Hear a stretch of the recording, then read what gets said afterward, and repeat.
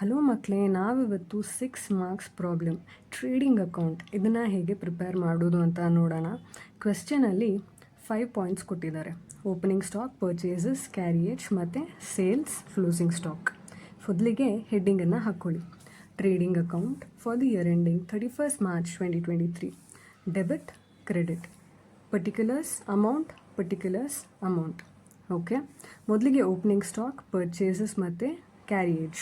ಇಲ್ಲಿ ಕ್ಯಾರಿಯೇಜ್ ಬಂದುಬಿಟ್ಟು carriage inwards, ಇದು ಎಕ್ಸ್ಪೆನ್ಸ್ ಆಗಿರುತ್ತೆ, ಆದ್ದರಿಂದ ಇದು ಡೆಬಿಟ್ ಸೈಡ್ ಬರುತ್ತೆ. ಸೊ ಎಕ್ಸ್ಪೆನ್ಸಸ್ನೆಲ್ಲ ಇಲ್ಲಿ ಹಾಕ್ಕೊಳ್ಳಿ. 2 lakh, 20 lakh, 10,000. ಈಗ ಕ್ರೆಡಿಟ್ ಸೈಡಲ್ಲಿ by sales 35 lakh, by closing stock 5 lakh.